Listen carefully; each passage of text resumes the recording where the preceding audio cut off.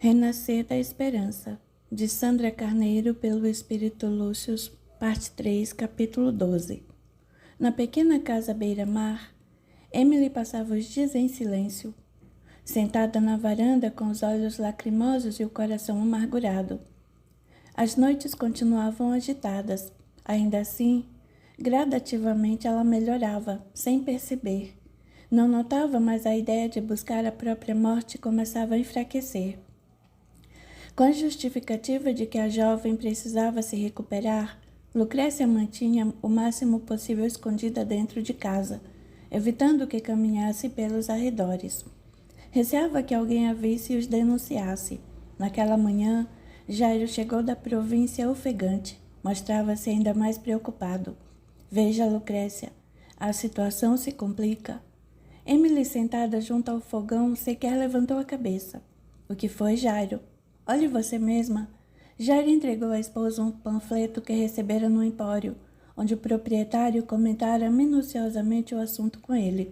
Lucrécia empalideceu ao ler. Olhando de relance para Emily, ela perguntou: "O que vamos fazer?" Jairo olhou sério para a jovem, que permanecia alheia a tudo, e disse: "Venho alertando que a situação é grave, Lucrécia, e você não me ouve." Ela encarava o marido sem saber o que dizer. Fitou Emily, que dessa vez, como se retomasse distraída de algum lugar distante, perguntou: "O que se passa?" Jairo, em tom áspero, começou: "O que se passa?" E antes que a mulher pudesse impedi-lo, entregou o panfleto a Emily, que displicente se pôs a ler. "Calma, Jairo, vamos achar uma saída", ponderou Lucrécia, preocupada com a reação da jovem. Emily, ao terminar de ler, pálida e quase sem voz, balbuciou: "Esses." "Por favor, tenha calma", pediu Lucrécia, quase suplicante. "Eles querem me destruir. Não me deixam em paz. Olhe para isto. Vendendo-me como se fosse uma mercadoria. Eles querem acabar comigo.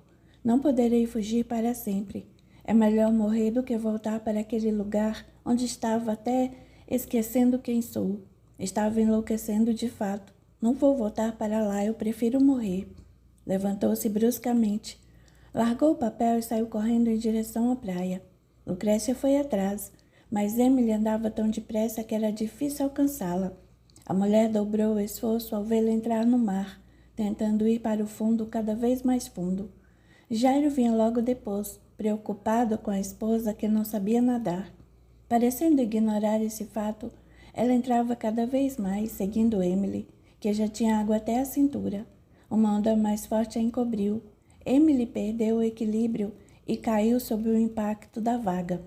Lucrécia correu ainda mais quando viu a jovem desaparecer sob a onda e, sem pensar, mergulhou atrás dela.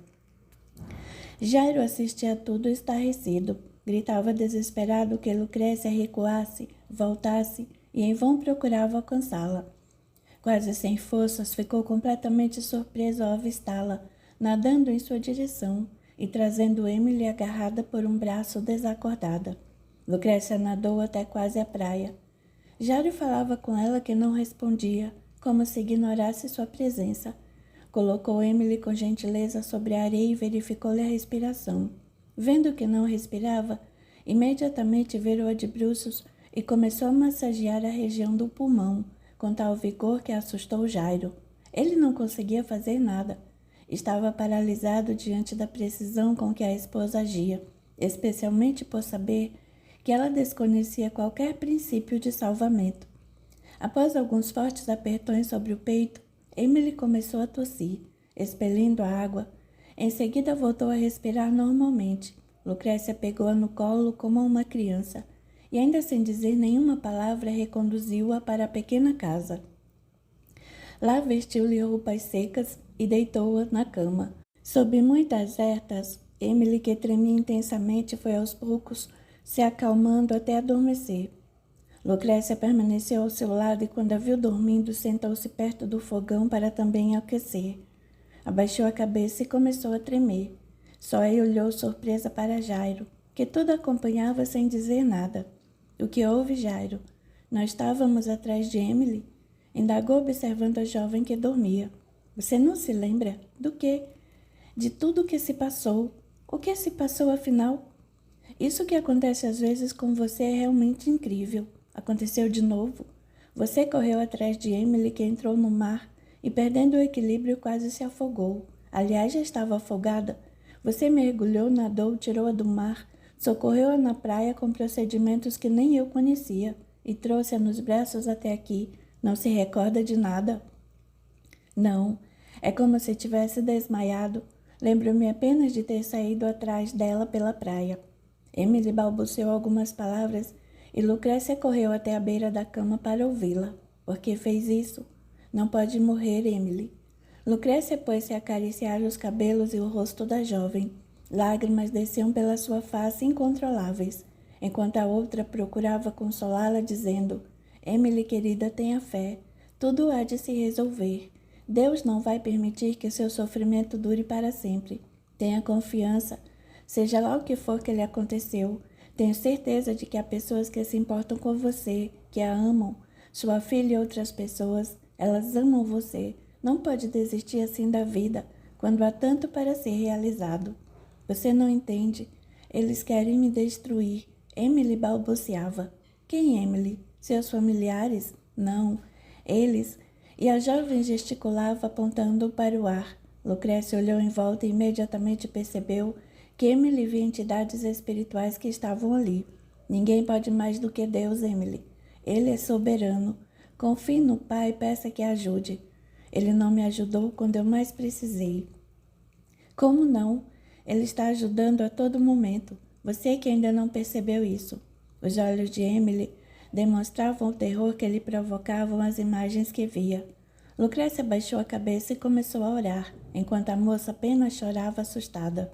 Mestre Jesus, que nos inspiras e nos ajudas, irmão de todas as horas, de todas as lutas, tu que sofreste mais do que todos nós, que conheces as dores do abandono e da ingratidão, da rebeldia e do desprezo humano, tu que mantiveste teus braços abertos e teu amor distribuído para todos os que sofrem, para todos os que de ti necessitam, dá-nos a bênção da tua proteção nesta hora.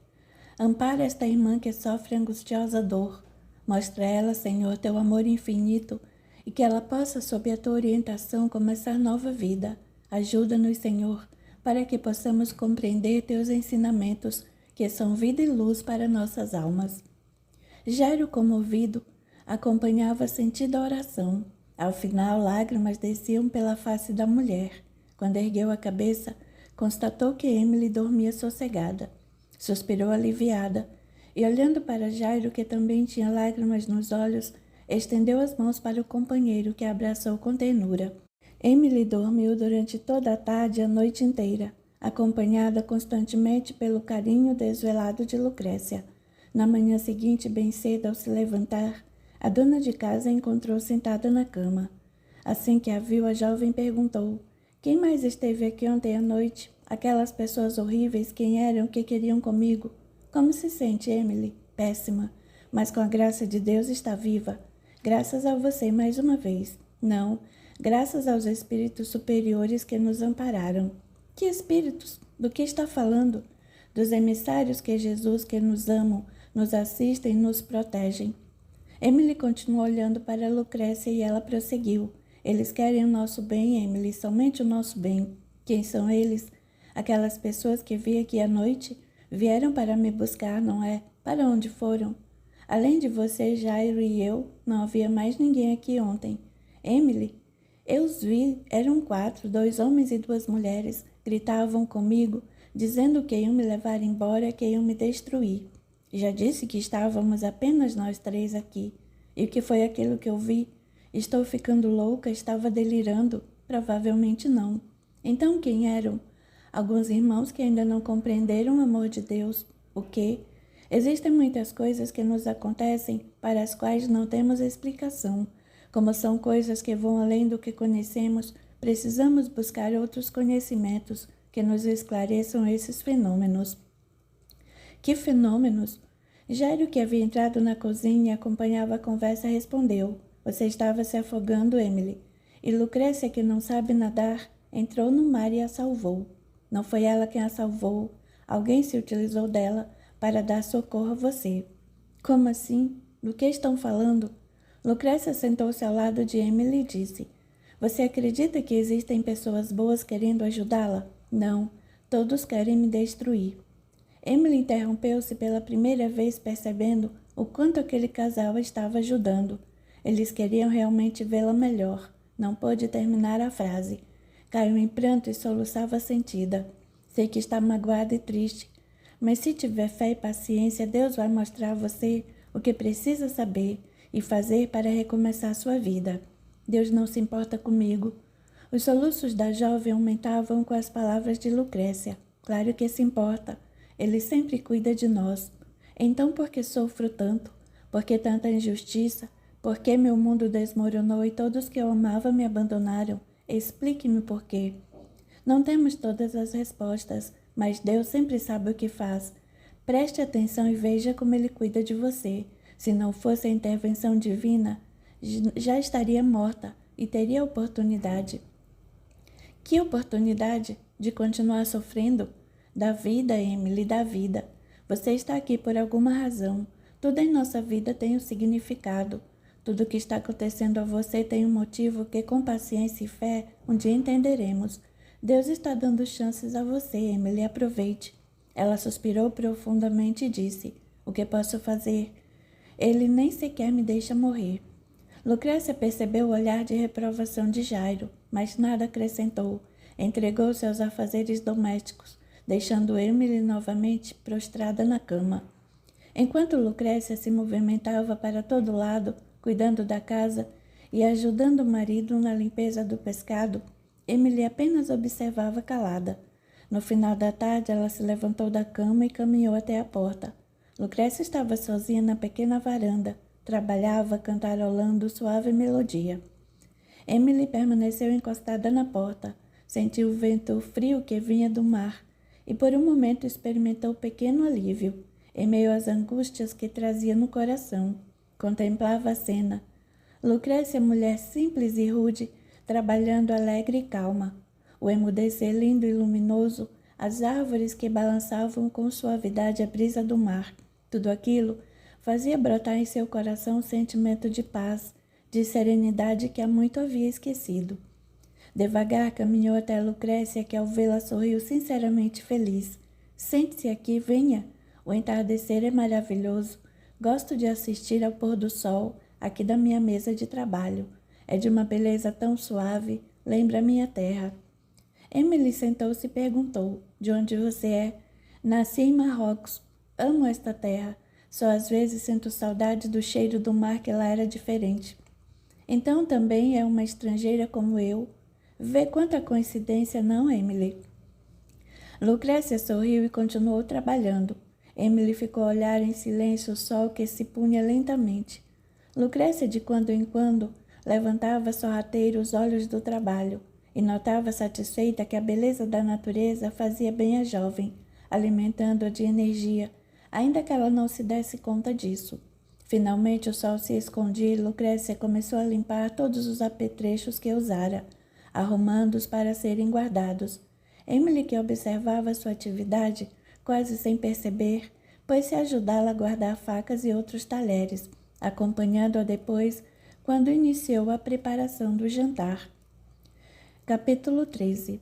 Nos dias que se seguiram, Emily passou a colaborar com Lucrécia em pequenas tarefas domésticas. Logo que acordava, via a dona de casa chegar da praia carregando um livro. Diariamente, no mesmo horário, ela entrava com um pequeno livro nas mãos, então colocava numa prateleira e começava seus afazeres. Naquela manhã, mais de um mês depois de ter sido encontrada no penhasco, Emily estava visivelmente mais animada. Levantou-se e já arrumou a cama do jeito que Lucrécia fazia. Preparava-se para ajudá-la com o café, quando Jairo entrou agitado e ofegante. Apavorado, dizia: Temos de esconder Emily. Acalme-se, Jairo, o que está havendo? Temos de escondê-la depressa, porque estão vindo aí. A polícia com aquele médico, Dr. Francisco, ele mesmo, está acompanhado de um homem todo elegante, vestindo terno, e de outro com uniforme que parece da polícia. Lucrécia pensou por segundos e perguntou: A que distância estão da casa? Ainda estão descendo a encosta. Mais rapidamente nos alcançarão. Emily chorava angustiada e já tremia, quando Lucrécia segurou suas mãos, olhando-a nos olhos e disse: Nada vai lhe acontecer. Eles vão me levar de volta para aquele lugar horrível. Vão me levar. Ninguém vai levar você daqui. Confie em mim. Olhe em meus olhos. Vamos, olhe. Emily fitou os olhos negros e profundos de Lucrécia e sentiu nova força a envolvê-la. Sem dizer nada, secou as lágrimas e perguntou hesitante: O que vamos fazer? Vou escondê-la. Onde? Não temos lugar algum? Temos sim. Embora vá ser muito desconfortável para você, Emily, é um lugar que não acredito que irão encontrá-la. Onde? Lançamos os restos de peixes em um buraco mais ou menos fundo. Ficam ali para secar e servir depois de adubo. Sabe onde fica o buraco? Sim, é atrás da casa. Então vá para lá imediatamente. O cheiro é forte e muito desagradável, e o lugar é apertado. Esconda-se embaixo dos restos de peixe e não faça nenhum barulho, nem para respirar. Confie em mim. Eles não acharão ali. É o único lugar seguro. Levando a jovem até o pequeno quarto do casal, Lucrécia abriu a janela escondida entre arbustos e disse: Por aqui, rápido. Saia pela janela e esconda-se. A tábua que cobre o buraco é leve. Você consegue movê-la sozinha. E não saia de lá enquanto não for buscá-la, está certo? Compreendeu? Não chore, não tema, por favor. Tudo vai dar certo, Emily, tenha fé. O tom de voz de Lucrécia era agora suplicante, porém seus olhos brilhantes e firmes transmitiam algo a Emily que a fazia obedecer. Ela balançou a cabeça e, sem dizer nada, saiu pela janela. Minutos depois, o médico estava na porta da cozinha, junto com outros 2 homens. Lucrécia e Jairo tomavam o café da manhã, aparentando absoluta tranquilidade. Ao vê-los, Lucrécia se levantou e saudou cordial. Doutor Francisco, como está? Entre, por favor. Vou direto ao assunto, disse o médico, olhando ansiosamente em torno, como à procura de alguém. Queremos saber o paradeiro de Emily. São da família dela? Interrogou Lucrécia, encarando os outros 2 muito interessada. Onde ela está? É verdade que foi embora? Disse o médico, e fixou Lucrécia desconfiado. Está controlando o tom de voz, disse suavemente. De fato, ela esteve aqui, mas já partiu. Encontrei a pobrezinha quase morta no alto do penhasco. Por certo, ia tirar-se de lá. Enquanto detalhava como havia encontrado, observava a atenção os estranhos que acompanhavam Francisco. Um ou vivamente interessado em sua narrativa, contudo, o médico interveio depressa. Já sabemos de tudo isso, dona. Não me recordo de seu nome. Lucrécia ao seu dispor, e estendeu a mão a um dos cavalheiros que correspondeu apresentando-se. Sou Ricardo, marido de Emily. Precisamos encontrá-la. Ela não está bem. Percebi logo que o senhor tinha alguma ligação com a jovem. Ricardo perguntou intrigado. Como assim? Apenas uma impressão, nada mais. E então onde ela está? Não está mais aqui conosco. Foi o outro homem quem falou dessa vez. Olhe, minha senhora, não temos tempo para conversas. A senhora vai responder pelo que fez. Recebeu em sua casa uma assassina perigosa. Perdoe-me, senhor. Até onde sei, ela não matou ninguém, e mais ainda eu a trouxe para cá desacordada, quase morta. Não a conhecia. Logo que chegou, caiu doente, como o doutor Francisco sabe. E só descobrimos quem era quando ele nos contou. Ao melhorar um pouco, tensionávamos enviá-la para um hospital. Contudo, tão logo foi capaz de se colocar em pé, a moça quis partir. Não conseguimos segurá-la, nem convencê-la a procurar ajuda. E por que não avisaram a polícia, se já sabiam que era uma pessoa procurada pela justiça? Ficamos penalizados com o estado dela. Se fosse removida para um hospício naquelas condições, certamente morreria. No dia em que mandamos o recado ao doutor, informando que iria para um hospital, ela desapareceu. Naquela tarde, quando retomamos da vila, já não estava aqui. Não sabemos para onde foi. Ainda estava muito doente e só falava da filha. Dando essas explicações, Lucrécia avaliava as mínimas reações de Ricardo. Mesmo assim, vamos revistar tudo. Não estou acreditando no que me dizem, exclamou o policial com ar autoritário. Fiquem à vontade. Podem procurar onde quiserem. Aliás, a casa é pequena, vão verificar tudo rapidamente. Sem responder, o policial foi até o quarto, abriu o único armário, espiou sob a cama, olhou para o teto à procura de algum esconderijo, mas viam-se as telhas e as pequenas fendas no telhado. Era uma casa extremamente simples. Apesar de Ricardo guardar silêncio, Lucrécia percebeu em seus olhos que ele desejava perguntar-lhe mais sobre a esposa. Francisco permanecia sentado na cadeira que puxara, próximo ao fogão. Parecia inquieto. Logo o policial reapareceu. Aqui nada. Vejamos do lado de fora. Pode haver um lugar onde ela esteja escondida. Jairo calado só observava. De súbito o policial dirigiu-se a ele. Venha comigo. Mostre-me o que tem por aí. Se olhar para a esposa, ele saiu em companhia do policial. Começou mostrando o barco que estava ancorado perto da praia. É seu? Sim, vivo da pesca. E por que hoje não foi pescar? Porque íamos à vila eu e minha esposa. Vamos até o barco. Jairo conduziu o policial em pequeno bote até o barco. Após breve busca, retomaram. Francisco e Ricardo, agora do lado de fora da casa, esperavam pelos dois. Ao chegarem, Ricardo disse: Vamos, Pimentel. Ela não está mais aqui. Não há como escondê-la neste lugar. Calma, Ricardo. Ainda quero examinar as imediações. Pode haver algum pequeno esconderijo para a fugitiva. Ricardo não respondeu e evitava olhar para Lucrécia, que mantinha silêncio. Antes de prosseguir, o policial disse a ela: Devia estar mais preocupada. Está com problemas, minha senhora. Dar guarida a assassinos é crime. Vão ter de enfrentar as consequências. Não fizemos nada de errado. Como já disse, nem sabíamos quem era a jovem. E quando souberam, nada fizeram. Não deu tempo.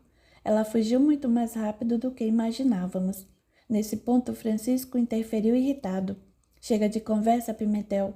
Se quer achá-la, precisa procurar. Tenho muito o que fazer, vamos logo com isso. Ricardo olhou para o médico e disse: Se a reconheceu quando a viu, por que levou tanto tempo para me avisar? Por que não o fez de imediato? Assim que soube, me preparei para lhe escrever, Ricardo. No entanto, tive problemas sérios na província. Uma epidemia de gripe se alastrou. Houve vários óbitos, pergunte a Pimentel. Ficou difícil avisá-lo, mas logo que pude fui vê-lo e informar onde ela estava. Tínhamos também de ser discretos para que não fugisse. Seguido de Jairo, o policial procurava em todo lugar. Caminharam para longe do casebre e depois regressaram vasculhando os cantos em que era possível alguém se esconder. Ao se aproximarem da casa, quando o oficial já se preparava para encerrar a busca, viu a tábua cobrindo o buraco e perguntou: O que é isso? É onde jogo os restos dos peixes que limpo. Minha esposa gosta de cultivar plantas e prepara estéreo bem forte com as carcaças. Abra, quero ver. Jairo se abaixou, fazendo muito barulho à medida que movia a tábua. O policial acercou-se do buraco. Deu uma olhada rápida. Como o cheiro era insuportável, afastou-se e disse: Feche, não tem ninguém aí. Jairo tampou o buraco e foi atrás do oficial, que ao se acercar dos outros admitiu: Parece que ela não está mesmo aqui. Ricardo falou quase sem perceber: Não está. Se estivesse, sentiria seu cheiro. Então vamos, afirmou Francisco, puxando Ricardo pelo braço. Calma, senhores. O que faremos com estes dois? Eles devem vir comigo. Olhando ironicamente para Lucrécia, Francisco opinou: Tenho uma ideia melhor. Coloque um guarda por aqui, bem na porta do casal. Se ela resolver voltar, nós a pegamos. Não posso deixar um de meus homens aqui dia e noite. Vou notificar as autoridades e venho buscá-los para serem interrogados. Dirigiu-se depois a Jairo e Lucrécia, onde vocês terão que se entender com a justiça. Estavam de partida quando Ricardo virou-se para Lucrécia e perguntou: Ela disse alguma coisa ao meu respeito? Lucrécia segurou a mão do jovem e respondeu baixinho: Ela o ama, com certeza, e seria incapaz dos atos de que a acusam.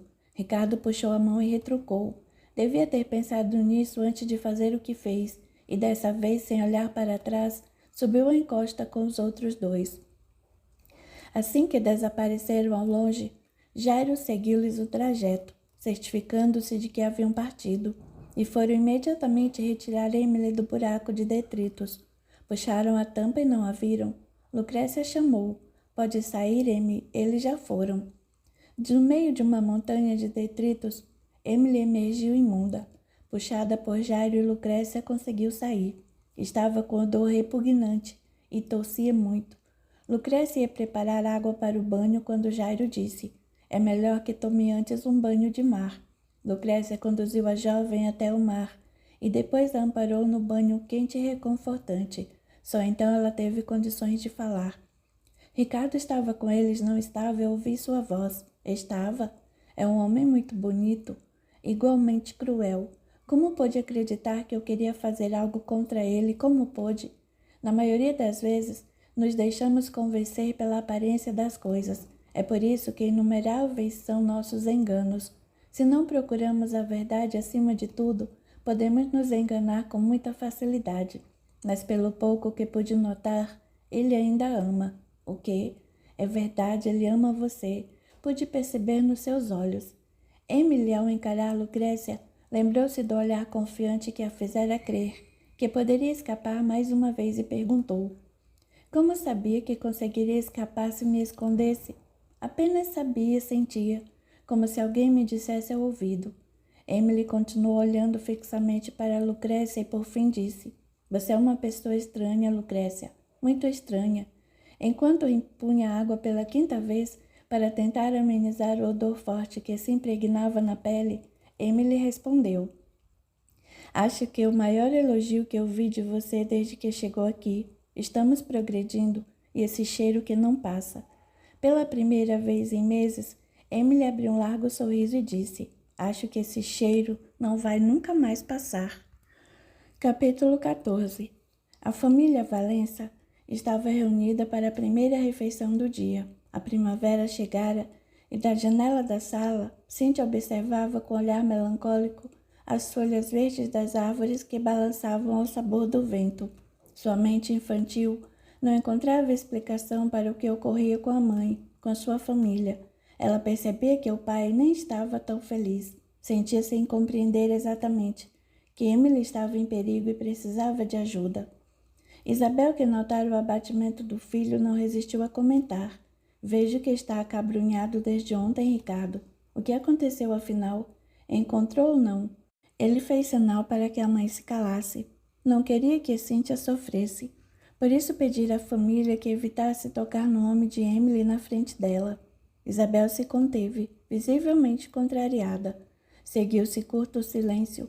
Ricardo fixou a filha, que remexia um pedaço de pão sem comê-lo, e pediu: por favor, Cíntia, deve se alimentar. Há dias não come direito.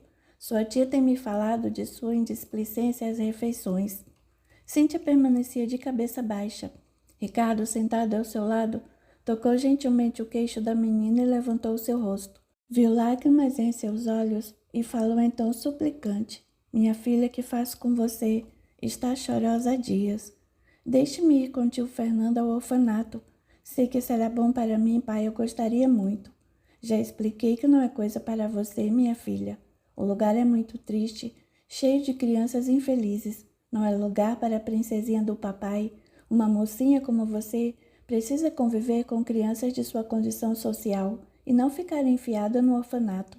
Nesse momento, Isabel, que ouvia calada, interveio. Ora, Ricardo, se a menina tem vontade, por que não a deixa ir? Que mal pode haver em conhecer o orfanato? Mas ela quer acompanhar Fernando todos os dias. Não, pai, não todos os dias, somente uma vez por semana. Ora, Ricardo, deixa ir ao menos uma vez. Quem sabe ela não tem mesmo vocação para servir. Isso nunca, mãe. Ela é uma menina muito inteligente e haveremos de prepará-la muito bem. Terá a educação mais primorosa que eu puder proporcionar. Isabel silenciou por um breve minuto.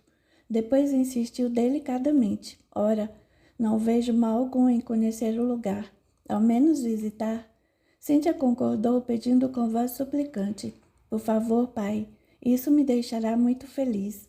Ricardo olhou para a mãe, tentando identificar-lhe as intenções ocultas. Depois para a irmã, que se mantinha calada, examinou o pai, que parecia distante, e por fim fixou bem o rosto da filha, que continuava a suplicar com os olhos. Apesar de contrafeito, respondeu: está bem, pode conhecer o lugar, mas quando você voltar, vamos conversar sobre sua visita, e quero falar com Fernando também, conhecer melhor as intenções dele.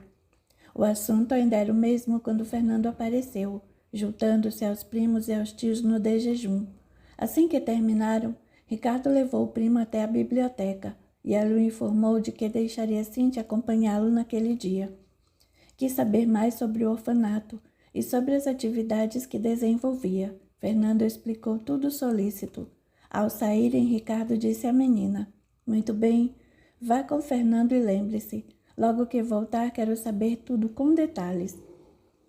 Cíntia sorriu concordando, beijou o pai com carinho e saiu satisfeita em companhia de Fernando. Vendo-os afastar-se, Isabel perguntou a Ricardo: "Agora que sua princesinha saiu, pode me contar por que está tão cabisbaixo? Teve notícias dela?" "Tive." Filomena ergueu a cabeça curiosa. "E onde está, já sabe?" "Ela escapou novamente." "Como escapou?" indagou a irmã fitando. Ricardo suspirou angustiado e por fim falou: "Esteve na casa de pescadores, porém foi embora. Parece que ficou gravemente doente e quase morreu." Filomena olhou para a mãe, que também lhe endereçou ar significativo, compreendendo ambas que ele ainda se importava muito com a esposa. Felipe se interessou. "E esses tais que acolheram não sabe para onde foi? Disseram que ao melhorar um pouco desapareceu." "Quem são essas pessoas?"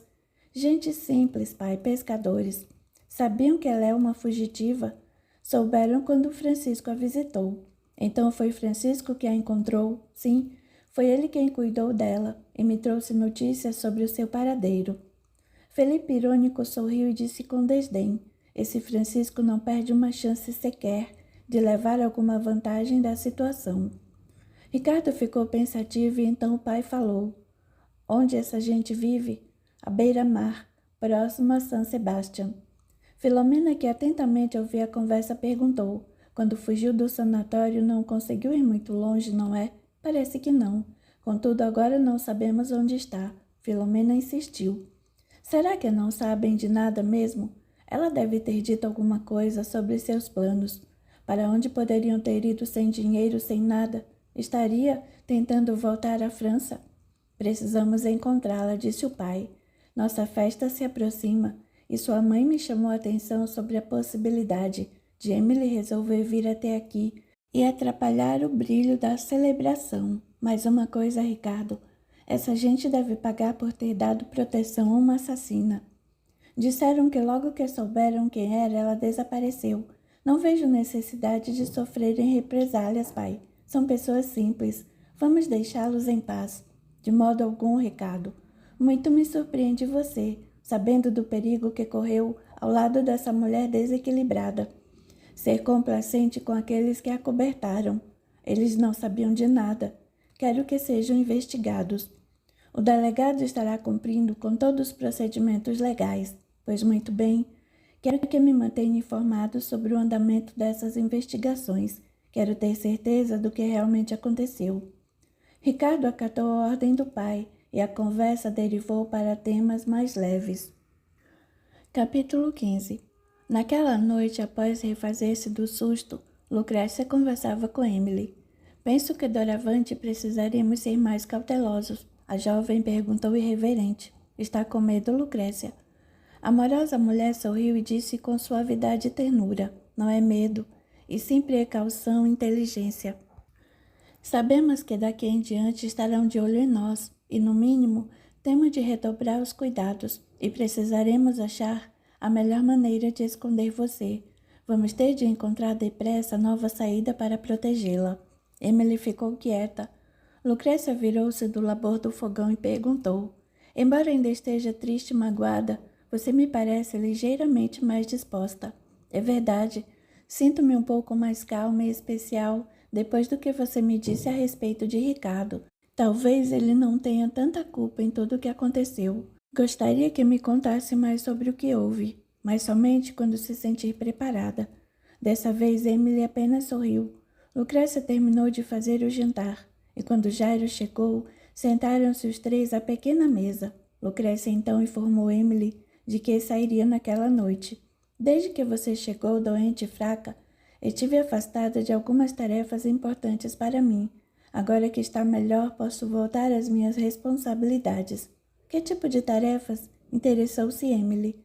"Tarefas espirituais."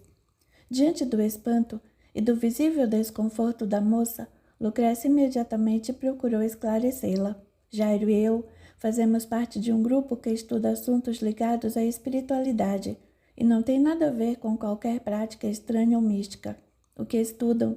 Estudamos muitas questões transcendentais e, mais especialmente, os ensinamentos de Jesus.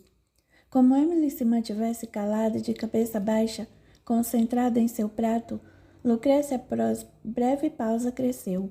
Todas as semanas nos reunimos nesse pequeno grupo e temos aprendido muito. Emily continuou pensativa. Jairo então mudou o tema da conversa, anunciando que precisava ir a Barcelona em breve. Meu plano seria ir amanhã, Lucrécia. Entretanto, não me agrada em nada largar as duas sozinhas aqui. Receio que apareçam outra vez atrás de Emily e as peguem desprevenidas. Estou matutando em algum modo de mantê-la a salvo, disse a mulher. Pense também em algum modo de nos proteger. Lucrécia meditativamente nada respondeu. Terminou de jantar e fazia menção de se levantar quando Emily perguntou: O que exatamente estudam, Lucrécia? É algum tipo de sociedade científica? Não compreendo. Estudam também os ensinos de Jesus? Com que intenção? Lucrécia dirigiu significativo olhar para Jairo e então esclareceu. Estudamos fenômenos espirituais, Emily. Você tem razão quanto a ser uma espécie de sociedade científica, porque de alguma forma também é isso, mas não só. Estudamos as relações do mundo espiritual com o mundo material, entende? Não entendo. Estudamos manifestações espirituais, mas não apenas para satisfazer nossa curiosidade. E o que são essas manifestações? São espíritos que conversam conosco. Fazendo o sinal da cruz, Emily reagiu. Deus me livre de tais práticas. E você vem me dizer que não é magia? Não há nada de sobrenatural ou de fantástico nisso. O que acontece é que questões ainda desconhecidas para nós agora estão sendo reveladas. Lucrécia, como pode afirmar que não há nada de sobrenatural, de místico em se falar com os mortos? Além de tudo, é um sacrilégio. Há alguém de quem você goste muito, a quem tenha sido muito ligada, e que tenha partido deste mundo para a pátria espiritual. Como assim? Que tenha morrido? Emily tornou-se subitamente séria. De seus olhos brotaram lágrimas que se avolumaram e lhe desceram pela face, e ela respondeu: Minha avó Heloise morreu quando eu era adolescente. Foi ao lado dela que passei os melhores momentos de minha vida. Era a pessoa mais doce e terna que já conheci, um anjo. Sinto muita falta dela. E se eu lhe disser que talvez seja possível entrar em contato com sua avó? Isso é inadmissível. Os mortos devem descansar em paz. Não podemos perturbar-lhe o descanso sagrado. Não, jamais participaria desse tipo de práticas. Amy silenciou como a se lembrar de algo. Lucrécia e Jairo respeitaram o silêncio e concluíram seus afazeres. Lucrécia aproximou-se e saiu, não sem antes recomendar ao marido que mantivesse a porta trancada e tomasse conta de Emily. Jairo acompanhou a esposa até certa distância e Emily ficou a contemplá-los da janela, até a figura de Lucrécia se perder na praia. Não obstante sentir repulsa por aquele tema, diversas perguntas assaltavam-lhe a mente. E se, admitindo-se apenas como hipótese, fosse mesmo possível falar com minha avó, e se ela pudesse falar comigo? O que será que estudam nesse grupo? Como acontecem esses contatos? Essas e outras indagações a rondavam. Entretanto, buscava com vigor afastá-las e não se envolver naquele assunto. A jovem recordou quanto lutara toda a sua vida por ser considerada normal aos olhos de todos. Apesar das estranhas experiências que tinha e sem compreender o que se passava em muitas ocasiões, tentava ignorar os fatos e agir como as pessoas normais. Guardava mágoa e ressentimento dos pais que a recriminavam e se envergonhavam dela, procurando escondê-la da família e dos amigos. Emily se sentou perto do fogão, que ainda tinha brasas acesas, tentando se aquecer. Ajeitou-se na cadeira e continuou pensando. Quanto já rezei, quantas Aves Marias, quantos Padre Nossos, quantas penitências já me impus e quantas me submeti para tentar conter essas perturbações inexplicáveis que às vezes tenho e que perco completamente o controle sobre mim mesma. Suas reflexões duraram um longo tempo, até que o frio se intensificou e as brasas por fim se apagaram. Jairo, ao voltar, recolhera-se. Ela se levantou lentamente e foi para o quarto disposta a dormir. Antes, porém, assegurando-se de que, quando Jairo estava mesmo deitado, procurou pelo pequeno livro que Lucrécia sempre trazia consigo quando retornava da caminhada matinal. Era um exemplar do Novo Testamento. Abriu e folheou o volume, percebendo que havia trechos grifados. Enquanto virava as páginas, um papel dobrado caiu de dentro do livro. Emily abriu com cuidado a folha já amarelada e viu que era uma carta endereçada a Lucrécia. No impulso, leu o texto, que lhe agradecia pelos esforços em seguir os ensinamentos do Evangelho e mencionava uma importante missão que ela devia realizar. Falava também que seus filhos estavam sendo bem cuidados, que não se preocupasse com eles. Percebeu que nessa altura o texto estava manchado e só com muito esforço conseguiu ler, como se alguém tivesse dissipado a tinta com água. Emily dobrou a mensagem e a recolocou no lugar. Pensou em Cíntia, sentindo a saudade inundar-lhe o coração. Ela não tinha nenhuma certeza de que sua filha estava sendo bem cuidada. Foi devagar para o quarto e ajeitou-se sob as cobertas, procurando proteger-se do vento frio que entrava pelas frestas. Observava as diversas fendas no teto e na parede, lembrando-se de tudo que já havia possuído. Recordou seu quarto luxuoso na mansão em que vivera com Ricardo. Saudade, tristeza e água misturavam-se em suas lembranças. Por mais que se virasse na cama, não conseguia dormir. Perguntava-se por que tinha sido vítima daquele complô para destruí-la. Rememorou outra vez tudo o que havia passado, sentindo dor e ressentimento intraduzíveis invadirem-lhe a alma. Só depois que Lucrécia regressou silenciosa foi que ela pôde finalmente adormecer. Capítulo 16. Na manhã seguinte, Emily despertou aflita, angustiada. Assim que a viu, Lucrécia percebeu que ela não estava bem. Desde o café permaneceu calada, até que pelo meio-dia Lucrécia lhe perguntou: "O que aflige tanto, Emily? Ontem estava melhor, mas hoje vejo que pesadas energias a envolvem." Embora notasse o carinho e a preocupação daquela mulher, Emily falou asperamente, como que dominada por uma força desconhecida. Ora, por que não se cala? Que pretende, afinal? Lucrécia percebeu o tom de voz alterado da jovem e cautelosamente questionou: "E por que se irrita tanto com meu interesse?" Emily começou a sentir estranho sono se apossar dela, e aos poucos tudo sumiu à sua volta. Já passara por aquilo várias vezes e lutava para manter o controle. Todavia não tinha poder para impedir nada. Respondeu ainda mais exasperada: "Ora, velha, sabe muito bem do que estou falando. O que pretende, pondo-se a nós? Já avisamos que não queremos sua intromissão, que ela tem de pagar pelo que fez. Já avisamos, para se afastar dela. Só que insiste, não é? Continua teimando em ajudá-la. Está atrapalhando nossos planos." Lucrécia, compreendendo claramente a situação, olhou com maior ternura para Emily, que se transfigurara. Tinha os olhos arregalados e o rosto contorcido, rangendo os dentes com muita força. Com suavidade na voz e profunda compaixão por aquelas entidades espirituais perturbadas, ela respondeu: "Não percebe que me preocupo, não somente com ela, mas igualmente com vocês? Sei que estão sofrendo e gostaria de poder auxiliá-los. Permitam que ela me acompanhe aos estudos e venham conosco. Nem pense nisso. Essa mulher de aparência delicada que está diante de seus olhos esconde um monstro de maldade sem limites. Não pense, ela que nos engana, pois sabemos muito bem quem realmente é. Meus amigos, não nos chame de amigos porque não somos seus amigos. Meus irmãos, todos nós somos doentes, necessitados de amor, compreensão e perdão. Cometemos erros que muitas vezes não percebemos, iludidos que somos pelo orgulho e pela vaidade. Entretanto, todos temos a possibilidade de recomeçar, de reconstruir. Assim como o sol nasce a cada manhã, trazendo um novo dia cheio de oportunidades, também a vida se renova, trazendo outras chances para consertarmos nossos erros, repararmos nossas falhas. Chega, já basta. Nem ela nem você se livrarão de nós facilmente. Portanto, vamos dando o último aviso. Ou desiste e a manda embora, ou vamos transformar sua vida em um suplício." Em face das ameaças terríveis que recebia, Lucrécia abaixou a cabeça e se pôs a orar, pedindo proteção a Deus, além de ajuda para Emily e para aqueles espíritos que a perseguiam.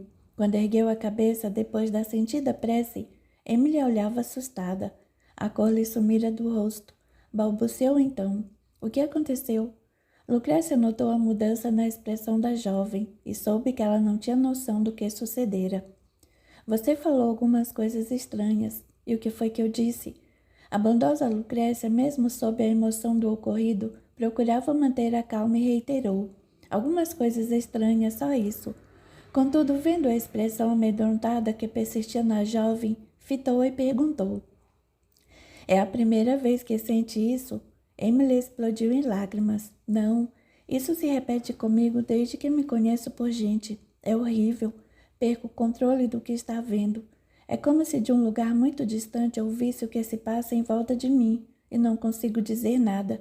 Fico como em um sonho. Não sei o que é nem por que acontece, mas já atrapalhou muito minha vida. Lucrécia se levantou e aconchegou Emily carinhosamente nos braços. A moça continuou em pranto angustiado. Meus pais me mandaram para um convento, tão logo completei 11 anos. Não queriam conviver comigo, por vergonha de ter uma filha doente. Era como diziam, que eu era doente. Foram anos de tormento. Minha mãe, a cada visita, queria me convencer a tornar-me freira. O padre superior um dia o chamou e disse que eu não poderia, que claramente não tinha nenhuma vocação. Ao voltar para casa, o suplício aumentou. Eu completara 18 anos e meus pais me mantinham presa, sem poder sair nem me divertir, por recearem o que os outros diriam se eu tivesse outra crise. Lucrécia permanecia abraçada à jovem, que prosseguiu compulsivamente. Tento me livrar desse fardo que me pesa na existência, mas nem sequer sei do que se trata. Não me creio doente, pois me sinto bem e normal. Só quando essas coisas acontecem, quando perco totalmente o domínio sobre mim mesma, é que fico apavorada.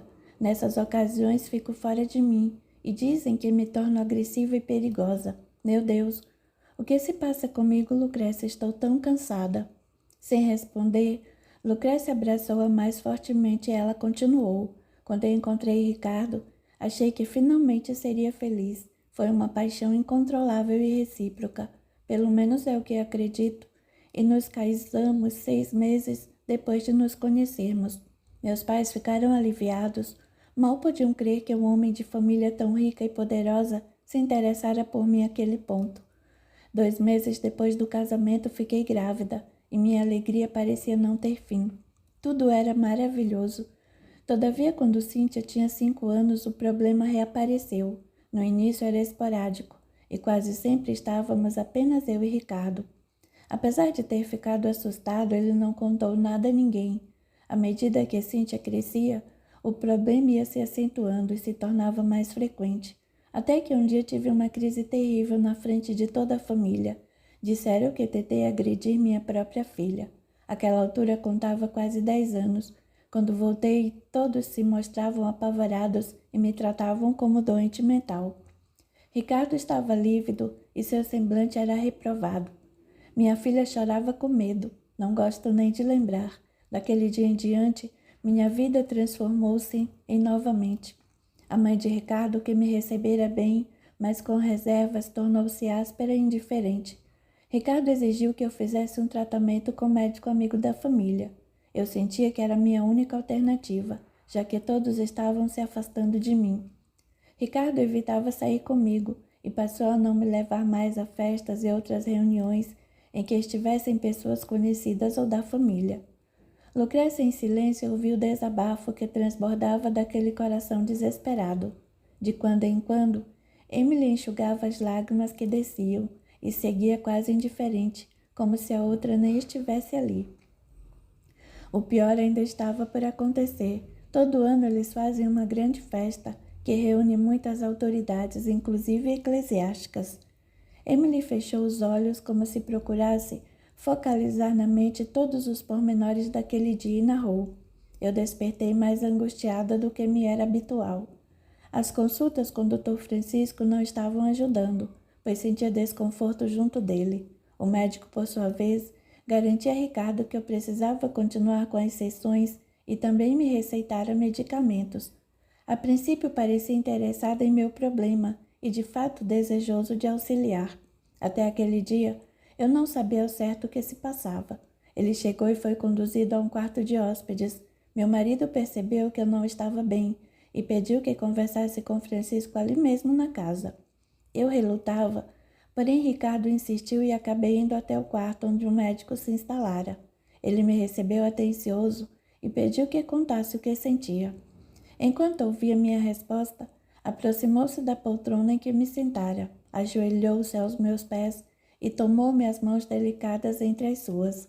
Em seguida disse que eu deveria deixar Ricardo, que era infeliz no casamento e que isso estava me tomando uma pessoa doente. Quando me levantei assustada, segurou-me fortemente pelos ombros e afirmo que, apesar de não admitir, eu estava tão atraída por ele como ele por mim. Assegurou que se eu não assumisse meus sentimentos, entregando-me a ele, não poderia experimentar alívio para o meu sofrimento. Nem sei como, desvencilhei-me horrorizada, saí batendo a porta e corri para o meu quarto, trancando-me lá por algumas horas.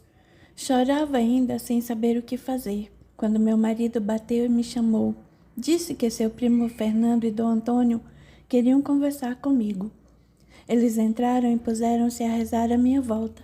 Depois o bispo sentou-se perto de mim e começou a falar. Foi aí que eu senti tudo sumir e novamente os ouvi à distância. Lutei como nunca. Sabia que se aquilo se repetisse estaria perdida, seria o meu fim. No entanto, não pude evitar. Quando retornei, estava deitada na cama e sozinha. A porta fora trancada e passei 2 dias presa no quarto. Foi humilhante. Emily se calou, mas continuou chorando sentida. Lucrécia enlaçava com carinho cada vez maior. A jovem então ergueu os olhos e indagou. Você não teme que eu seja violenta e também a ataque? Não tem medo dessa doença? Ou de sei lá que coisa é, que se apossa de mim sobre a qual não tenho o menor controle? Lucrécia, procurando encontrar as palavras certas para não assustá-la mais, respondeu. Não, Emily, não tenho medo. Conheço outros casos como o seu. Você não é a única a ter esse tipo de, digamos, problema. Emily enxugou as lágrimas e perguntou. Quer dizer que sabe o que ocorre comigo? Conheço inúmeros casos iguais ao seu. E o que é isso que me arrebata de repente e me tira o controle de meus atos? Porque ajo dessa forma, responda-me, ajude-me, por favor. Se souber o que é, por favor, me ajude. A jovem ansiava por uma resposta, mas Lucrécia lhe disse, Emily, querida, sabe que tenho por você um carinho de mãe, não sabe? Já percebeu o quanto tenho tentado ajudar? Emily moveu a cabeça afirmativamente e ela prosseguiu. Então peço que confie em mim. Quero apenas e tão somente o seu bem, e disso já dei provas. Agora precisa confiar em mim. Nem tudo é tão simples de ser esclarecido. Portanto, não vou conseguir explicar exatamente o que se passa com você de uma hora para outra. Vai levar algum tempo. Pelo menos me diga, eu estou doente. Isso tudo que sinto é uma doença mental ou alguma coisa ruim toma conta de mim. Nem uma coisa nem outra. Você não está doente. Não da forma como todos dizem. O fato é que somos todos doentes da alma, Emily. Desesperados, necessitados de Deus e do seu amor, de Jesus e dos seus ensinamentos, para curar-nos dessas chagas que estão dentro de nós. Como Amy olhasse, demonstrando não entender em absoluto do que ela falava e qual a relação de uma coisa com a outra, Lucrécia aduziu. Emily, você vai compreender tudo isso, tenha calma. Se Deus a encaminhou até nós, tenha paciência e fé que tudo se esclarecerá. Emily segurou Lucrécia pelo braço e começou a sacudi-la freneticamente, pedindo, mas você não me responde, precisa me responder. Se souber o que tenho, não me negue socorro. Prove que gosta de mim de verdade. Diga o que é que acontece comigo. Lucrécia orava mentalmente, buscando apoio, e então disse, você tem problemas espirituais, Emily, e pode resolvê-los se realmente quiser. Emily soltou e perguntou, como problemas espirituais? Estou possuída por alguma coisa ruim, é isso? É o que os padres diziam, é o que as freiras diziam e eu rezo, peço sem nenhum resultado. Calma, Emily. Existem conhecimentos novos que elucidam fatos como esses que ocorrem com você e que até agora não tinha explicação. Já presenciei a solução de casos como o seu através de tratamento espiritual sério e bem conduzido. Do que está falando? Que conhecimentos são esses? É o tal grupo que fala com mortos? Não quero saber dessas coisas. E se eu disser que pode melhorar se me acompanhar a essas reuniões, que vai encontrar ajuda? Emily gritou indignada e rebelde. Já disse que não vou me envolver com essas bruxarias. Prefiro morrer. Você é uma bruxa ou uma louca que acha que fala com mortos. E sem dar a outra tempo para responder, saiu correndo em direção à porta. Lucrécia ia atrás, mas de súbito pensou que talvez fosse melhor ela ficar um pouco sozinha e permaneceu observando a jovem pela pequena varanda da cozinha. Emily correu pela praia até quase sumir da sua visão e então sentou-se na areia. Depois de longo tempo se levantou e veio voltando lentamente. Lucrécia subiu a encosta para ter certeza de que sua casa não estava sendo vigiada e retomou os afazeres domésticos, entretendo-se com eles até o sol se pôr. Já era noite quando Emily chegou da praia, trazendo os olhos ainda vermelhos pelo choro demorado. Falou pouco durante o jantar e logo que terminou procurou o refúgio da cama improvisada. Quando Lucrécia lhe desejou bom sono preparando-se para dormir, Emily perguntou hesitante: acredita mesmo que podem me ajudar nesse tal grupo de estudos? Não tenho dúvida. Vou considerar a possibilidade de acompanhá-la para conhecer.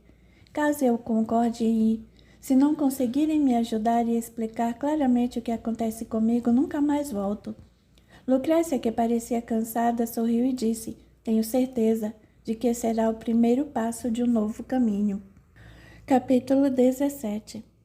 Alguns dias mais tarde, Jairo partiu para Barcelona, vários metros distante da vila em que vivia, e já naquela época importante centro comercial e intelectual. Sua proximidade, fronteiras da França, permitia rápida expansão, por toda a Espanha, das novas correntes filosóficas e científicas que eclodiam incessantemente. Jairo chegou à cidade agitado e foi direto para a casa acolhedora de Miguel, levando consigo uma mensagem espiritual recebida por Lucrécia na noite anterior, com o intuito de que o amigo e orientador a analisasse. Era sempre uma alegria o encontro de Jairo com aquele que era seu grande amigo e protetor. Abraçou Miguel efusivamente. Que bom vê-lo! E o abraço foi retribuído com o mesmo entusiasmo. Eu é que fico feliz em vê-lo. Como está nossa querida Lucrécia? E Emily, como anda? Lucrécia está bem.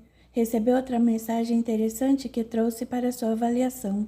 Talvez seja uma daquelas que convenha enviar à Sociedade Espírita de Paris. Emily ainda está conosco.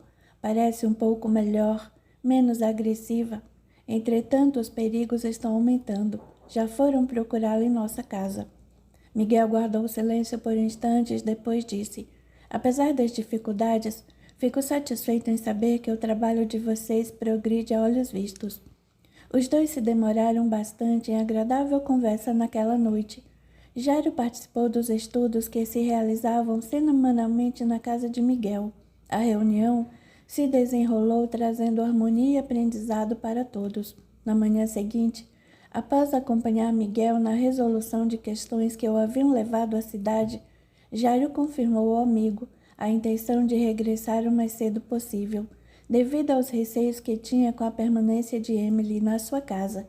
Miguel levantou e lamentou a partida breve do amigo.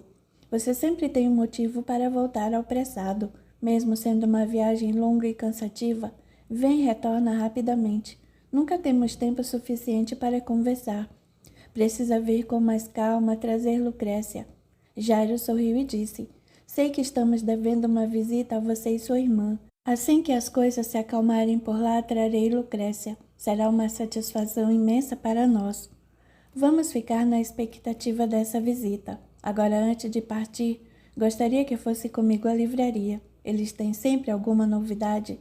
Seja a revista espírita, seja um livro novo. Gostaria de enviar alguma coisa para Lucrécia. Sem hesitar, Jairo seguiu até a loja. Lá, recebidos pelo proprietário, amigo e simpatizante do movimento espírita, conversaram longamente sobre os últimos acontecimentos na França. Miguel entregou ao livreiro uma carta endereçada à Sociedade Espírita de Paris, junto da qual ia a mensagem que Lucrécia recebera. Sua própria análise havia sido favorável. Ele então a encaminhava para a avaliação da conceituada instituição. Por diversas vezes, o livreiro se fizera mensageiro entre os dois países. Ao solicitar novos livros para os participantes de seus estudos e também para presentear a amiga, Miguel foi informado pelo livreiro. Estão em falta, mas vai chegar uma grande remessa no mês que vem. É a maior que recebemos até agora, mais de 300 publicações, e vai conseguir entrar com tantos livros assim na Espanha, mesmo com a ferrenha oposição da igreja? Está tudo acertado na alfândega. Acho que não haverá problema. As coisas precisam mudar, não é, Miguel? Estamos em um novo tempo, o da liberdade de pensamento. Que assim seja, completou Miguel feliz. Ao se despedirem, ele pediu a Jairo: diga a Lucrécia que em breve teremos mais livros, e cuide bem dela, Jairo. Que Deus os abençoe, meu irmão. Jairo quase não pôde responder, emocionado por tanto carinho. Só conseguiu balbuciar: obrigado, Miguel, mais uma vez obrigado. Após uma noite inteira de viagem, Jairo chegou à província. Caminhava por Bilbao distraído. Preparava-se para seguir viagem até a vila. Pensava na esposa e em Emily sozinha, quando ao se aproximar do local, onde compraria o ticket para o trecho final da jornada, deu de cara com uma fisionomia conhecida. Era Pimentel, que sentado em um banco observava os transeuntes. Ao reconhecer Jairo, levantou-se e cumprimentou seco. É o dono daquela cabana da praia, não é? O que anda fazendo por aqui? Pretendem viajar? Não, em absoluto. Sou pescador, lembra-se. Tenho negócios aqui e é comum vir a Bilbao para acertar detalhes. Interessante. E sua esposa ficar sozinha durante sua ausência? Lucrécia está acostumada a minhas pequenas viagens que nunca duram mais do que poucos dias. E vocês têm filhos, não? Quero dizer, não aqui conosco. Vocês não são da Espanha, de onde são? De Marrocos. Lucrécia tem filhos que ficaram por lá. É mesmo e por quê? Jairo, procurando encerrar logo a desagradável conversa, cortou radicalmente o assunto. Preciso ir, estou com pressa. Pimentel, porém, segurou firme pelo braço e disse em tom intimidador: não pense que escaparam, ouviu? Estou entrando com o pedido de abertura de inquérito contra vocês por darem abrigo a uma assassina e tenha certeza de que o processo está em curso. Há grandes interessados nesse caso, pessoas muito influentes, gente muito rica. Eles querem que vocês sejam responsabilizados pelo segundo desaparecimento dela. Nem pensem em sair daqui, ou serão perseguidos onde estiverem. Será que me entende, senhor? Como é seu nome? Jairo. Jairo respondeu enquanto puxava o braço com força. Meu nome é Jairo e não se preocupe. Não pretendemos ir a lugar algum. Não temos culpa nenhuma, eu já disse. Nós sabíamos quem era jovem e quando descobrimos ela partiu, sem nos dar tempo para mais nada. Será que não entendem? Meu senhor, o fato é que deram guarida a ela. E contra isso não há argumentos, não é? Bem, preciso continuar meu trabalho. Repito, não se ausentem, pois logo serão convidados a vir até a delegacia, prestar maiores esclarecimentos.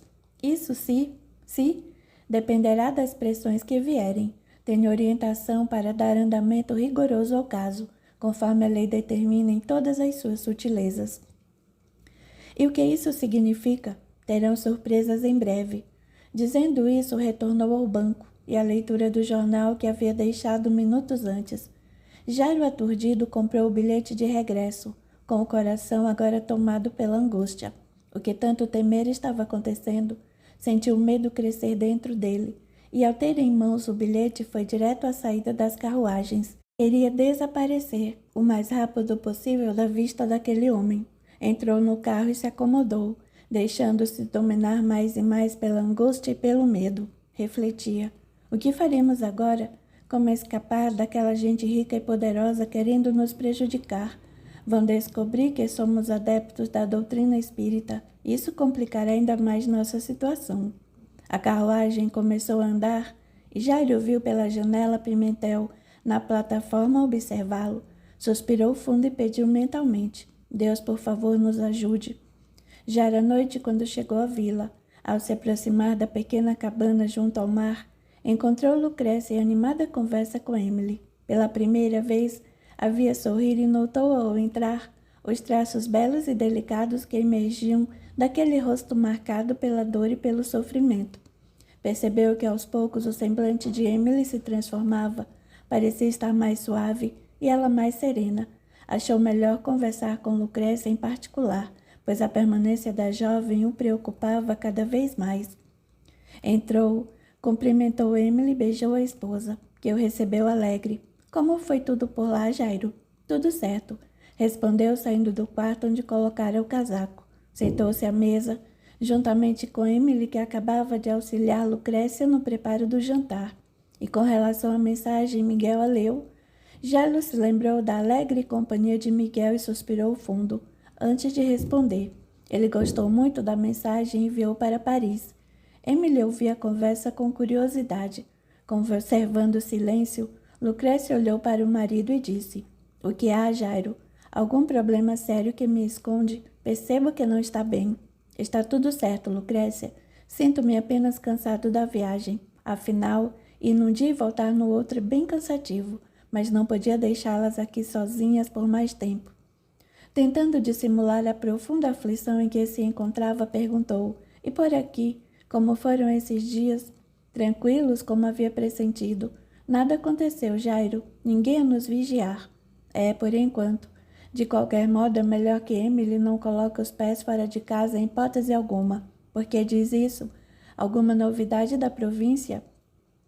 Lembra-se da ameaça que nos fez aquele policial, não é? Então, precisamos tomar cuidado. Tem toda a razão. Emily continuará aqui dentro durante o dia, até as coisas se acalmarem. No entanto, terá de sair à noite, ao menos na próxima sexta-feira. Por quê? Perguntou Jairo interessado. Ela irá conosco ao grupo de estudos. Jairo não acreditou no que ouvia. A situação iria se agravar mais. Lucrécia jamais deixaria a jovem partir, não agora. É mesmo e por quê? Ao falar, ele fitava Emily. A jovem se esquivou mais do que depressa. Lucrécia quer que eu vá? Estou pensando, quer dizer. Estou com a intenção, ainda não sei ao certo. Lucrécia interrompeu Emily, afirmando ao colocar o jantar sobre a mesa. Você vai sim, e não se arrependerá. Tenho certeza de que se sentirá muito melhor e haverá de encontrar respostas para as suas dúvidas. Não se empolgue tanto, Lucrécia. Estou pensando, e não me pressione. Emily, voluntariosa, fez menção de se levantar. Lucrécia suavemente tocou-lhe o braço, dizendo: Tudo bem, vai se quiser se sentir vontade. Agora coma que o jantar esfria em segundos nesse tempo frio. Durante o jantar, Jairo esteve calado e pensativo. Lucrécia lhe fez algumas poucas perguntas sobre Miguel e a família, o que ele respondeu quase com monossílabos. Emily também permaneceu distraída. Sentia-se aflita pelo problema que a torturava desde a adolescência. Porém, era intensa a sua repulsa à simples ideia de ir a um lugar onde as pessoas acreditavam falar com os mortos. Que tipo de coisas tenebrosas poderiam suceder? A que sortilégios se entregariam aquelas pessoas? Só de pensar nisso, Emily sentiu um calafrio descer-lhe pelas costas. Quando se preparavam para dormir, Jairo disse à esposa: Precisamos conversar. O que há com você, Jairo? Está tenso e preocupado. Olha, Lucrécia, sei que está animada com as melhores, mas não seria melhor ela partir, já que melhorou? No momento em que ela está dando o primeiro passo para compreender o que de fato acontece em sua vida. Do que está falando? Emily tem algo a realizar, e creio que será dentro desse movimento novo que se espalha em toda parte. Ela tem dons especiais que irá utilizar para contribuir na expansão e na confirmação dos conhecimentos sobre as relações do mundo material com o mundo invisível. Você acha mesmo? Não tenho mais dúvida. Já desconfiava e tive a prova hoje. Ela vem sendo dominada por irmãos menos felizes, que se manifestaram através dela. Jairo mostrou grande espanto e perguntou: E o que disseram? O que sempre dizem nessas condições? Fizeram ameaças gritaram que querem destruí-la, coisas desse tipo que não convém repetirmos. Jairo se calou ainda mais aturdido. Como deveria agir? Lucrécia chegou-se a ele e, enlaçando com carinho, pediu: agora me conte o que o está afligindo. Estou muito angustiado.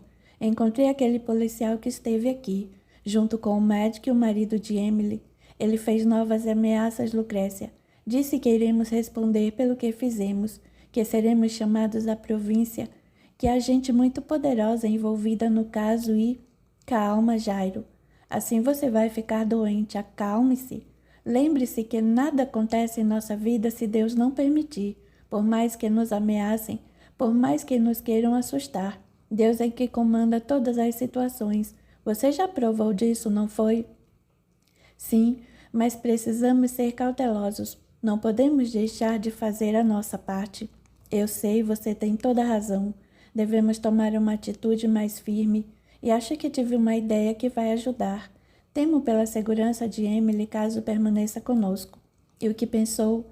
Ela vai na próxima sexta-feira ao grupo de estudos. Pretendo, então, deixá-la aos cuidados de Sarah, que já sabe o que aconteceu e se colocou à disposição se precisarmos de ajuda. Penso que é melhor Emily ficar lá por uns tempos, até decidirmos o que deve ser feito. Sarah é uma amiga de total confiança e extremamente bem intuída nas questões espirituais. Estar com ela fará bem a Emily. E quanto a nós, e se realmente tentarem nos prejudicar pelo que fizemos? E o que fizemos, Jairo? Lucrécia afetava o marido com ternura. Jairo não soube o que responder. Via que Emily melhorava e que Lucrécia estava cada vez mais confiante quanto ao futuro da jovem. E se a esposa tivesse razão, foi ela quem respondeu: não fizemos nada errado, Jairo, e você sabe disso. Eu sei, é essa gente que não entende. Nós apenas cuidamos de alguém em que estava desistindo da vida. Foi só isso que fizemos. Estamos tentando obedecer à lei eterna do Criador, que nos diz para amar ao nosso próximo como a nós mesmos. A justiça dos homens é falha, Lucrécia, e você mais do que ninguém conhece sua fúria. Lucrécia encarou com seriedade e disse: todavia, precisamos aprender a nos preocupar mais com a justiça de Deus do que com a dos homens. Por alguma razão sei que era meu dever cuidar de Emily. Senti isso desde o primeiro momento em que a vi, e mesmo antes, quando tive o ímpeto de subir naquela manhã até o penhasco, lugar a que quase nunca vou. Sei que devemos cuidar dela e dar-lhe a chance, e é o que estou tentando fazer. Se por isso tiver de pagar que seja, não posso desistir. Jairo olhou a mulher com profunda admiração pela força de caráter e pela confiança que via nela. Ainda assim disse: não sei, Lucrécia. Fico muito preocupado.